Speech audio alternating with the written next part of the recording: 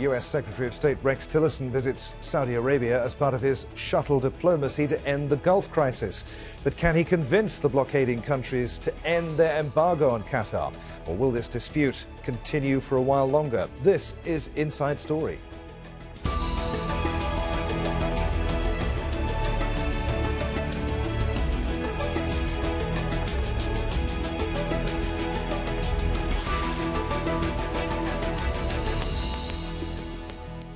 Hello, welcome to the programme. I'm Adrian Finighan. It is the worst dispute to hit this region since the founding of the Gulf Cooperation Council in 1981. Now, a little more than a month into a blockade of Qatar imposed by Saudi Arabia, Bahrain, the United Arab Emirates and Egypt, the US is taking an active diplomatic approach. Secretary of State Rex Tillerson has visited Saudi Arabia after having made stops in Doha and Kuwait City over the last few days. He met the four foreign ministers of the blockading countries. On Tuesday, Tillerson praised Qatar after it became the first regional power to sign a memorandum of understanding with the US to fight terror financing. We have much to get through with our guests today, but first a report from Rosalind Jordan in Kuwait City. Qatar and the United States sign a deal vowing closer cooperation, a deal they say has been a year in the drafting. What's more, both countries say the timing of this deal has nothing to do with the ongoing diplomatic crisis between Qatar and several of its neighbors. Qatar has always been falsely accused by the countries laying siege to Qatar. Qatar was the first country today to sign the Memorandum of Understanding with the United States, and we call on the countries imposing the siege on Qatar to join us as signatories to this memorandum. Saudi Arabia, the United Arab Emirates, Bahrain and Egypt severed all ties with Doha on June 5th on the grounds it supports terrorism. The result? Regional economic and political isolation. Kuwait is mediating. With their own economic and military ties at risk, the U.S. and other countries back Kuwait's efforts. My role here is to support the efforts of the Emir of Kuwait and the Kuwaiti mediator to bring what we can to the discussions to help both sides more fully understand the concerns of the relative parties and also point out possible solutions to those. Now, no one thinks that the crisis will be over after that trip. If anything, Tillerson's job is simply to keep the Kuwaiti mediation on track. And as the Kuwaiti Emir said in a statement on Tuesday evening, that this crisis is ultimately resolved by the members of the GCC themselves. Rosalind Jordan, Al Jazeera, Kuwait City.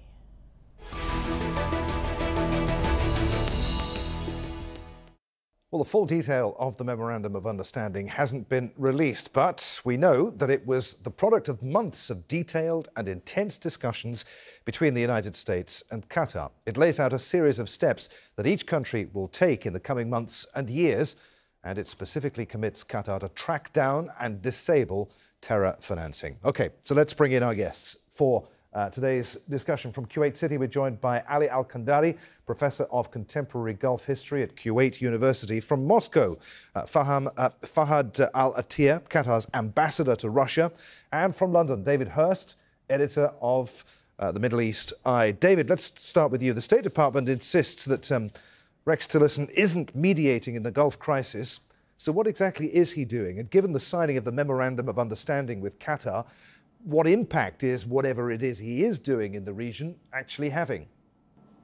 Well, I think it's quite significant, whatever the State Department actually says. I mean, I think several things are happening.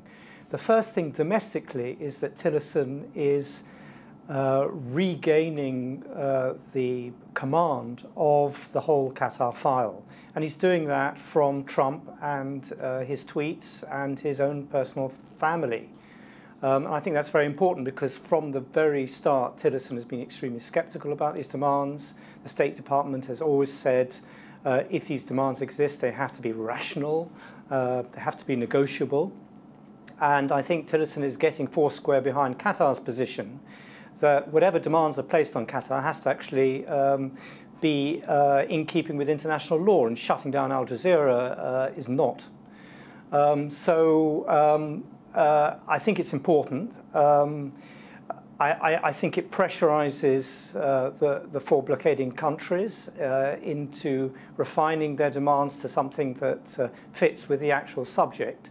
It also exposes the gap between the political nature of the demands, which is basically a sovereignty issue, and this whole very murky area of what is terrorism, what is, in fact, undermining regional stability. So on a number of fronts, the Tillerson initiative, I think, is important. OK, I don't want to go too far down the domestic line here, David, but just to emphasise something that you were saying there, part of what Tillerson is doing here is an attempt at damage control after his boss's tweets early in the crisis.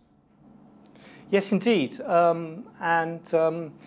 We've got to remember how this crisis started. It started with a visit by Trump to Riyadh, which gave some sort of signal. Now, it may be unfair to say that Trump knew what was going to happen, but certainly his allies had prepared this in advance. The sort of campaign against Qatar that we've seen, involving a whole bunch of dirty tricks, but also quite a lot of technical know-how, doesn't just happen overnight. It's prepared. And certainly Trump gave a spark to it, even though he didn't really know, he may not have known what was actually to follow.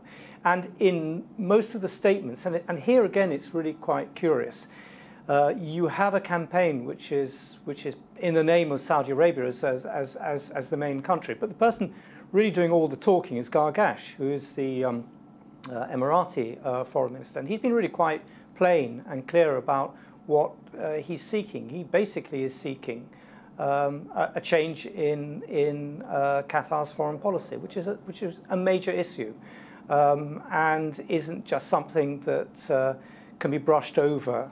And he's saying, and he said this repeatedly, he said it again yesterday, now is the time to strike. Now is the time to fundamentally change what Qatar is doing. So it's obvious that he's thinking, and he's been thinking about a very long campaign, and this has been a long time in the making. This is not something that can be negotiated lightly.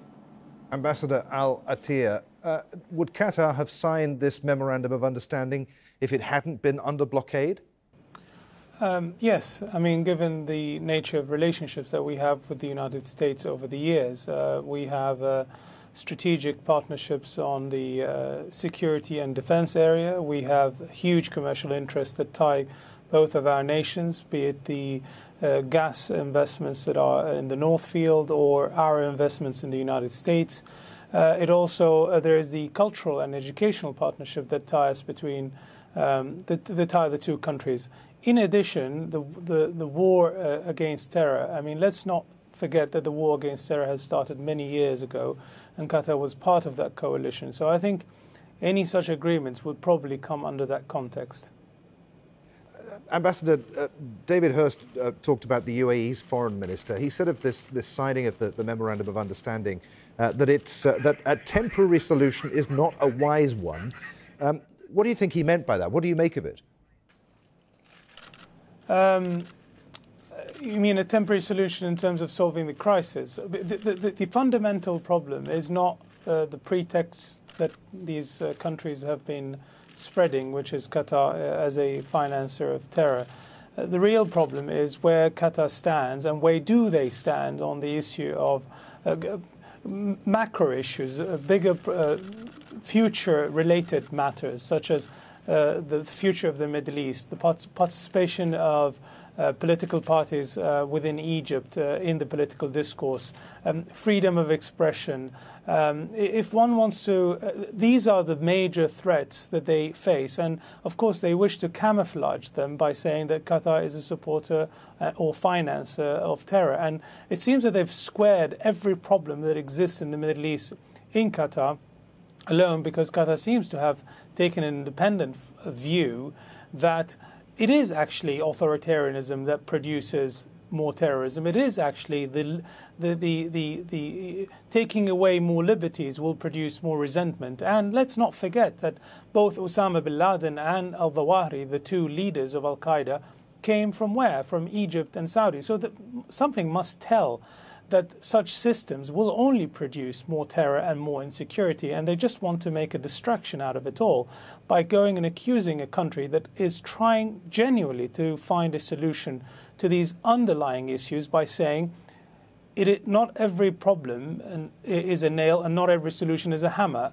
Here the problem lies that we have stripped society from total empowerment, be it political, cultural and economic, and we've concentrated it in the hands of military dictators, authoritarian regimes who just want to solidify their power. And Qatar seems to stand against that plan. And they're going around the world telling the world that, listen, we're the ones who are going to solve your problems. Well, let's not forget that they're the ones who've been in power for the last 70 years, and it is their policies, their governance system that have produced all that global terror. So should we trust them with the solutions that they're trying to offer? I think the answer should be no. Ali Al-Kandari, Professor, what do you make of that? Let's start with the initiative that in the beginning started with the Kuwait. The initiative in the beginning, the Kuwaiti Emir was afraid that the different parties wouldn't really take it seriously. And when America really came into backing the Kuwaiti initiative, it became more effective. I think the initiative and the memorandum of understanding between Qatar and the US, it didn't come with anything new because it came with the war against terrorism. And nothing of the 13 demands was presented by Saudi and Emirates and Bahrain and Egypt presented. It's in the memorandum of understanding. So I think this visit of Tillerson is a good exit for the four countries to attenuate, to make this problem ease down, because I don't think Qatar would accept the 13 demands, and I think that's it. They're not going to talk more about it, neither Qatar nor the US. So Tillerson is presenting an exit. This exit should be acceptable by all states, all the GCC states. There is an important view about this, that the American intervention in this crisis is, what they said is to keep the problem within the house of the GCC.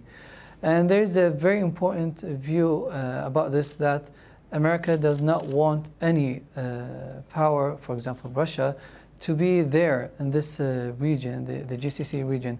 So it's a GCC issue. Kuwait is middling between them. And America is backing the Kuwaiti initiative. Okay. Nothing is really new about the demands, about the memorandum of understanding. We'll see how it goes. I think it's going to take some time, but okay. Nothing really. So you're saying basically that Tillerson, far from undermining Kuwaiti diplomacy here, their mediation efforts, it has actually helped and has perhaps given some chance of a climb down, if you like, without losing face on the part of the four blockading nations. Yes, because the points, I mean, what's in the memorandum of understanding didn't include, for example, the shutting down Al-Jazeera, didn't include the Muslim Brotherhood and putting them as a terrorist organization. Many points that it's not included in the memorandum of understanding. And I think today it's going to be really not easy for the four states to deal with this new memorandum of understanding that didn't come with any of the demands. David Hearst, is it all over by the shouting now? Has Tillerson come down on Qatar's side? Well, he's being accused of coming down on Qatar's side by, in fact, four states. The people behind this don't give up. They are trying and trying again to impose their will on Qatar. Qatar, in this sense, I completely agree with the Ambassador, is a dissenting state, and it's doing so on grounds of morality and value and freedom of speech and also free elections. And the Emiratis, for instance, the Emirati ambassador to Moscow was quoted in The Guardian, he was here in London, as saying, we don't believe in free speech. Well, that is one hell of a thing to say when you're trying to sell a policy like this to a Western audience, because the West does actually believe in free speech. In fact, so does most of the world. But this is an authoritarian view. It's deeply arrogant. It says that while free speech does exist in most of the rest of the world, the Arabs aren't mature enough to use it. And it's deeply paternalistic and authoritarian. And it won't work. It simply won't work. As the Ambassador said, these guys have been in charge for the last umpteen years. And the mess they produced is unbelievable. I mean, I would just like to point out this whole thing of undermining regional order. What is the regional order? In Yemen, for instance, you've now got, I think, something like 7,000 new cases of cholera every day. You've got 40 million people who are food insecure, who literally don't know where the next meal is coming from. This is after the Saudi bombing campaign. What's actually happening in Yemen? What is the instability in Yemen? It's caused by the fact there's a major row now between Hadi, who's the internationally recognized president, who is in Riyadh at the moment, and the Emiratis, who are backing another guy. That's what the split is about. That's the instability in Yemen. It's nothing to do with the Houthis at the moment or Iran. There's a major split in the so-called camp that is liberating Yemen. Nothing to do with Qatar. You could go to Libya and we could have an hours-long discussion about the instability caused by Egypt and the Emiratis backing one of three rival governments, breaking a UN arms embargo. Where's the international stability there? So when we talk about Qatar and we talk about international stability, we've got to really examine what is the status quo in the hands of the Saudis, in the hands of the Egyptians, in the hands of the Emiratis, and it isn't that stable. Ambassador, picking up on what Professor Ali Al-Kandari was saying a few moments ago, do you agree that this memorandum could be the beginning of the end of this crisis? Or do you suspect that the blockading four nations might try to use this memorandum in some way to declare victory over Qatar? Will those blockading nations, do you think, sign similar memoranda with the US? And what does it signify if they do? What does it mean if they don't? Well, I'd like to hope that they will join and accept the invitation of our Foreign Minister in them joining and signing the invitation, but I think this will foil their plans. I mean, they didn't plan for this conflict to end very soon, with Qatar being an independent nation with its independent foreign policy. They wanted Qatar to capitulate. They wanted to have a regime change. They wanted to have their plans unchallenged by free speech, such as Al Jazeera and other news outlets. And of course, such agreement does not come to help them achieve those goals. And so I'm skeptical when it comes to saying whether they will come to terms with this. But it is a chance, indeed. I totally agree that it is a chance for them to have this face-saving exit and come to terms with the reality that the world did not accept their demands, that it has been a total embarrassment for their standing globally, and that now the US, Kuwait, and the international community expect them to come to terms that you can't just bully away and force other nations to toe your policy, irrespective of how irrational it is. You need to come to terms and negotiate your interests with other countries who may differ with you on the future. We're not there to threaten our region. We're there to come to terms to try and solve some chronic issues that has been around for decades. But there is a way of doing it, not the way that they have suggested. Professor Al-Kandari in Kuwait, you talked earlier on about the GCC. I just wonder however long it takes to solve this current crisis, if indeed it can be solved, what all of this means for the GCC. What future is there now for the grouping? I think this is not the first crisis that happens for the GCC countries. Many problems happen among the GCC members. I think this is a big one, I admit it, but I think we can pass it, we can go through it. Many issues has been addressed in this problem, this crisis. I think the best way is just to sit down on the same table and talk, I mean, between the GCC members, without having anyone from any foreign power. Okay, yes. David Hearst, are Saudi Arabia's days as de facto leader of the GCC coming to an end, do you think? I think the GCC itself could well split if they go for broke, if they don't climb down, and if they really want to continue this, they'll try and intensify the language. I think one of the worrying things about all of this has been the sheer scale of the rhetoric, which has been unheard of. They have basically called for regime change. They've called Qatar a cat that must be whipped. They've employed some really high-flown rhetoric. They basically say Qatar shouldn't exist, it's too tiny, it belongs to the Emirates anyway. They have revealed quite a lot about their own intentions towards Qatar, and basically the lack of respect that is due between one sovereign member of a club and another. It's far worse than anything that's been said between Britain and Germany, or in quite a bit of dispute about the EU. Okay.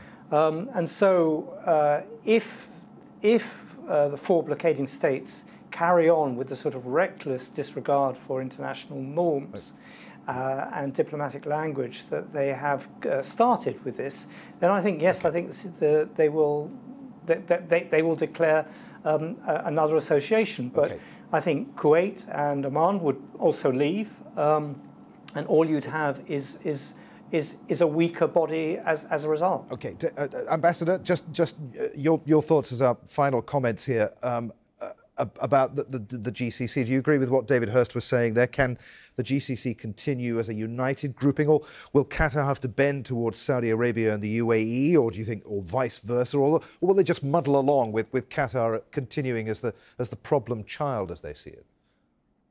I think the crisis that we're witnessing is unprecedented. I mean, I agree with the professor from Kuwait that the GCC has faced a number of different challenges over the years, but nothing on the scale that we see, as David has pointed. I mean, and the type of rhetoric is completely unprecedented. I mean, all the problems that the GCC has faced or have dealt with in the past have been kept primarily within the political class of the GCC, without really anyone at the social level feeling the tension.